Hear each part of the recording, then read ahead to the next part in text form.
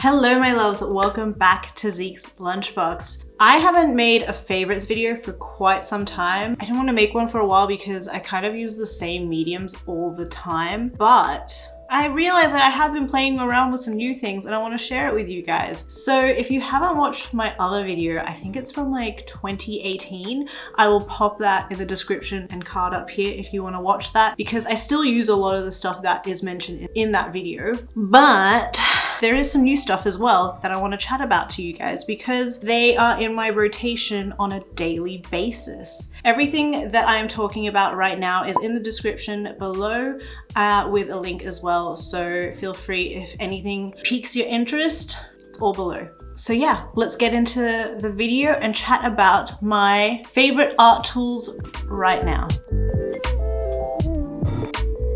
Okay, so these art supplies aren't necessarily going to be like exhilarating and exciting, but I do use them pretty much on a weekly basis, if not like every single time I paint in my sketchbook or for a final piece. And they may be the more like subtle things that people don't really talk about because they're not very flashy, but for me, they make a world of a difference. So the very first thing I'm going to chat about is this ceramic plate or ceramic palette that I got.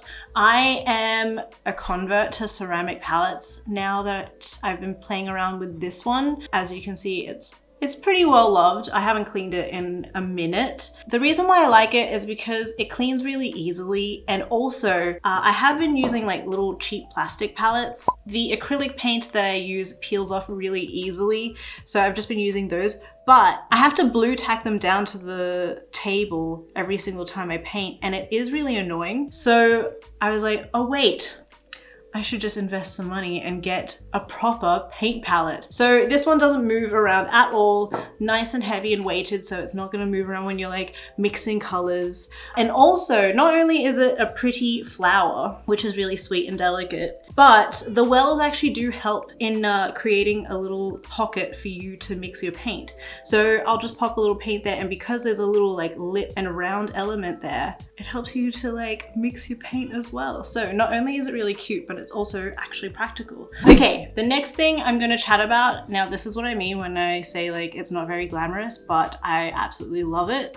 I have to admit, I go through brushes really quickly, mostly because I do such a terrible job at taking care of them. So I was looking around and seeing what mediums were around, and then I found this brush restorer. Yeah, I haven't had a brush cleaner this whole time, and I have brought back so many brushes from the dead with this. It's actually been incredible. This brand is Matisse. It's the paint brand that I normally use. It is Australian, made and owned in Australia. It's also not toxic. That being said, when I have mixed it in my room, I have had to break out a window anyway because it stinks. Not really badly, but enough where you don't notice it, and then eventually you're like, I feel kind of sick. So I do recommend opening a window when you are painting anyway, because the fumes do get to you eventually, especially for long periods of time. Yes, this brush restorer has been incredible. It's been amazing and really satisfying just seeing all the years of paint like flake off. I really recommend getting a brush restorer, especially if you're somebody who goes through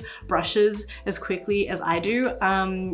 Now I won't have to buy a million brushes because I got this. Highly recommend. Now this next thing I'm gonna chat about isn't exactly exciting either, but I've been really enjoying it because I feel like a broken record right now, but I'm trying to get better at landscapes and just scenes in general. And I'm somebody who kind of needs a new tool to inspire me, to actually force me to do that activity. So I got this thing from, I think from Amazon, and it's just a viewfinder to help you like cut off specifically what compositions you want to have. And I have found when I've been out and about drawing landscapes, this has been very useful to like really break up and grid things out. Even if you're like painting portraits and you've got like a reference on the screen, if you're somebody who uses grids, I think it just helps to like break it up and create things in a more bite-sized manner. I also just have a lot of fun like going around and finding particular scenes and compositions with this, so I do really like this viewfinder. I think on Instagram stories, I've been going hard on recommending sun catchers, mostly because in such weird, tumultuous times, we need just little things to like pick us up, whether it be like looking at your pet's face or going outside and sitting on the grass. For me, every single morning, I have rainbows coming into my office. It just really sets the tone for that day. And it's like, you got your coffee and you're looking at some rainbows in the morning. It really, really puts me in a good mood. So I really recommend getting this sun catcher. It comes with another plastic sun catcher and together they are magnificent. They're a little ugly on the wall, I have to admit, but it makes it up for how magical the rainbow is. Truly, I'm just recommending this purely for mental health because it's been really, really lovely and great to have in the home, and I'm pretty much addicted and I'm going to buy a million other sun catchers. So if you're interested in having a bunch of rainbows in your home, I've popped that below as well. Now, a couple of videos ago, maybe a couple of months ago, I chatted about the Prima Marketing watercolor sets.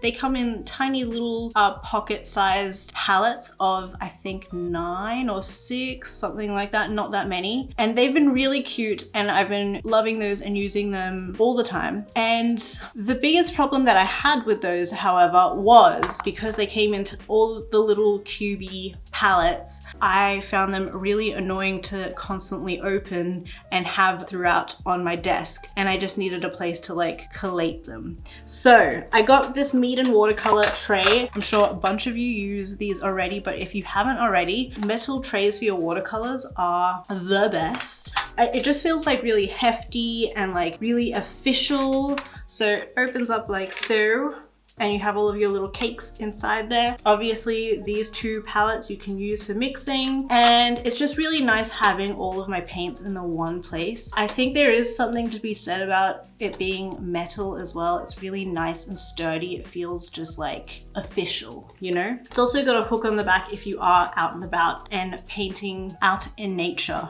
Highly recommend getting these palettes. Also, it's pink, so we love that, okay? Really, really precious. And lastly, I am going to recommend the Art Spectrum paper. A while ago, the paper that I was using for the tarot card project stopped manufacturing the paper that I was using for the project. I unfortunately didn't stock up on that paper, so I had to find an alternative. And after using the alternative for quite some time, I think I can safely recommend this paper. I like to use a hot press because I'm someone who doesn't quite enjoy too much of a tooth in my paper. I think now in the digital age, toothy paper doesn't quite translate very well for my work. My work is very plastic looking and it kind of needs to look as smooth as possible. So this paper has been really smooth. I mean, it's really hard to show you exactly. It's incredibly smooth, and when I paint, I mean, you guys have seen my art process. When I paint, I really douse the paper. So with some examples here, you can see there's some really minimal warping. The Canson paper that I was using basically didn't have any warping, but I mean, it really makes no difference. It scans perfectly flat. Anyway, I paint with like at least 5 or 7 acrylic layers, and the first layer is very watery. There's just no issues with transfer over on the other side. It's really hefty, but just by touching it, you wouldn't think that it would be such heavy duty paper. But I really, really enjoy this paper. It scans beautifully. It's really buttery and smooth. If you're looking for paper specifically to do either like acrylic or watercolor or gouache painting on, I do recommend using Art Spectrum. I mean, this is the kind of quality you're gonna get out of the paper. Really, really good.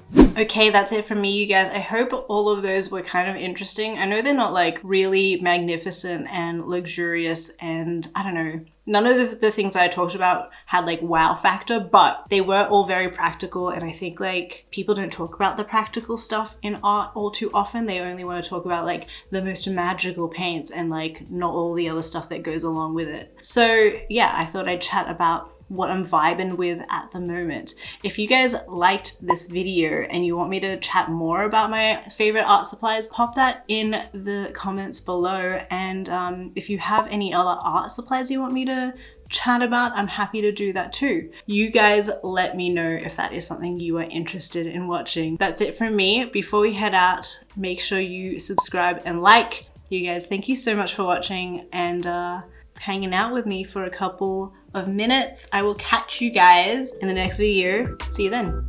Bye.